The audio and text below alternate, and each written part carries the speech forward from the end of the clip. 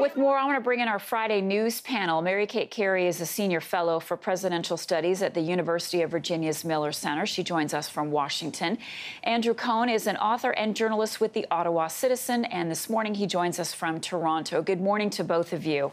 Morning. Good morning. I know that we were setting up with you for this panel discussion, but that was really something incredible to see the president just holding court with all these reporters who were like bloodhounds. He couldn't even finish a question at one point.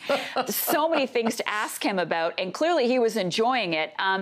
Andrew, let's begin with the news that came late yesterday about this Clinton email probe. Did you expect the president to jump all over this the way that he has? And again, he said he's been totally exonerated. Not that that was really being looked at in that probe, but your thoughts on that. Let's begin there. Well, he says he's been exonerated, and the report says doesn't refer to that. The report simply says that James Comey his behavior was extraordinary and insubordinate. So it's an indictment of James Comey. The Inspector General, and he was not appointed by Mr. Trump, but he nonetheless is the Inspector General of the FBI, said he found no reason to believe that the investigation was in any way favorable to Mrs. Clinton. He did not in any way support the president's case. James Comey today is saying that indeed he regrets what he did. But of course, the president is spinning it his way and hopes that he will get something out of it. Democrats are wringing their hands today, saying that, in fact, James Comey threw the election to the Republicans. Right, and the report says so Mr. Trump benefited, in other words. Right, but the report seems to say that what Comey did wasn't driven by politics. Mary Kate, what stood out for you in that report? So just to clarify for your viewers, the man who wrote the report is a man named Michael Horowitz, who's been the longtime Inspector General at the Department of Justice and a very well-respected guy here in Washington. And this was his investigation into how the Justice Department and the FBI handled the investigation into Hillary Clinton's emails and the Russian investigation, which is still ongoing. So this is separate from Mueller.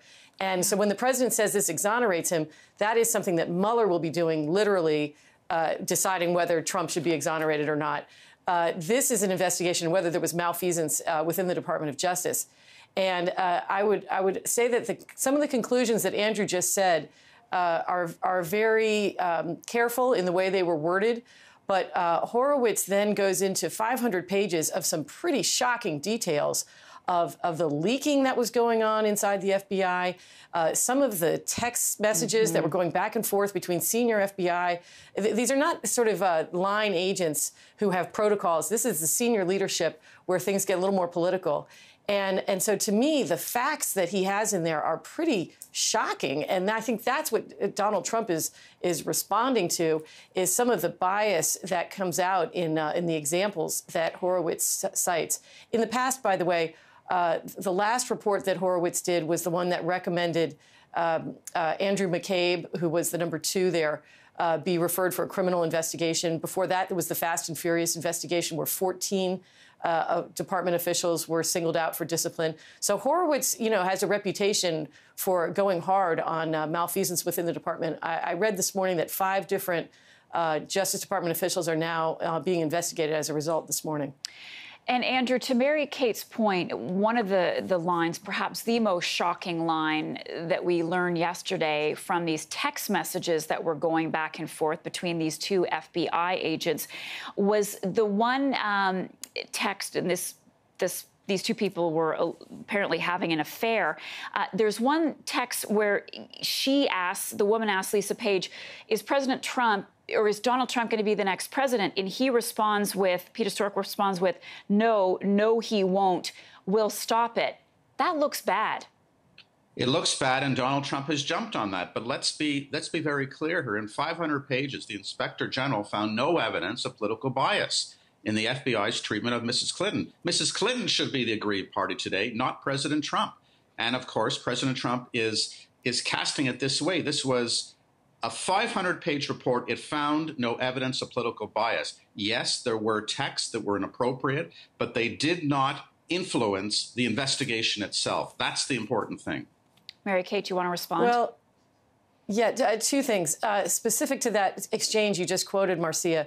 One is that the guy who said, we will stop him, he will be stopped, was on the Hillary Clinton investigation and then got moved to the Donald Trump Russia investigation. He was on both investigations and said that. I mean, that's pretty amazing. The second thing is Devin Nunes, who was the head of the House Intelligence Committee, who's running another investigation into the Russian and Hillary Clinton investigations, said last night that that was the first time he had seen that answer of yes, he will be stopped, because the FBI and the Justice Department had redacted it when it sent the original batch of documents to the House Investigations Committee. So he said, why was that redacted? That's not national security or classified. And so that's making him question everything that's being redacted to the House and Senate investigators. And I can kind of see why. Like, that's pretty bad that that was redacted. Andrew? We need to read the whole report. Read the whole report. The whole report finds no evidence of political bias. And there are many people, Marcia, who believe James Comey's actions tilted the election. Polling said certain things. There are people, of course, they tend to support Hillary Clinton, but others who have looked at this do believe what James Comey did in informing Congress of his investigation through the election, this is in the last 10 days of the campaign, through the election to Donald Trump. Donald Trump should be jumping up and down and saying, thank God for what you did, Mr. Comey, because I'm president because of it. Okay, I want to squeeze in another subject before we run out of time. I wish we had even more time today because there's lots to discuss, given what the president just said to reporters. I know we were going to talk about Canada-U.S. relations, but I want to just quickly turn to North Korea, because the president was asked this morning about why he would not bring up Otto Warmbier, North Korea's human rights record. Instead, he is praising Kim Jong-un. Today, he said that the two leaders had great chemistry, and he got some flack for saying that Kim Jong-un loved his people. Well, we all know that is not true.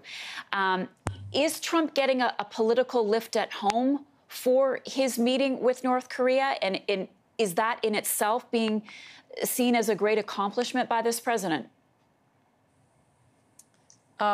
I would say he's definitely getting a bump from a string of things that have happened lately. I'm a graduate of UVA, and so was Otto Warmbier, and so he, of course, that case is close to my heart. However, Trump keeps saying, when asked about all these human rights abuses, that his mission on that summit was to talk denuclearization. Everything else was not on the table. And that's his reasoning for why he's not going after him on human rights abuses. I personally think that should have been on the table, and he's saying a little too many nice things about Kim Jong-un lately. But if that's the way he's negotiating, I can understand it. He feels that the way North Korea was treated by the last several administrations did not work, and we've got to change it up. He's a disruptor, and he's going to try something different. And it seems to be working. It's not the way I would do it, but that's his MO right now, is to leave the human rights abuses to the side and to strictly talk about denuclearization. Okay, final thought from you today on this, Andrew? Marcia, it seems to be working, says Mary Kate. I think it's working really well for Kim Jong-un. He got what he wanted. He got the legitimacy of meeting the President of the United States. If Barack Obama had gone to Singapore and said the kind of things that Donald Trump said in praise of an authoritarian, a person who's running the most repressive totalitarian regime in the world, a slave state, if Barack Obama had done that, instead of Donald Trump, he would have been called an appeaser, a defeatist, a Neville Chamberlain. Most people, I think, looking at this today say, what did Donald Trump get from this? Donald Trump seemed to get very little but vague commitments to denuclearization, whereas Kim Jong-un got the legitimacy of meeting the President of the United States, and that's what really seems to matter today. Donald Trump has spun this his way. Let us see if there really is denuclearization, because up to now there has not been any real sign of that substantial move, which would make this summit substantial. Okay, we're going to have to leave it there today. We're out of time, unfortunately. Andrew Cohen, Mary Kate Carey, great conversation today. We'll see you next week. Thank you. See you next week. Bye.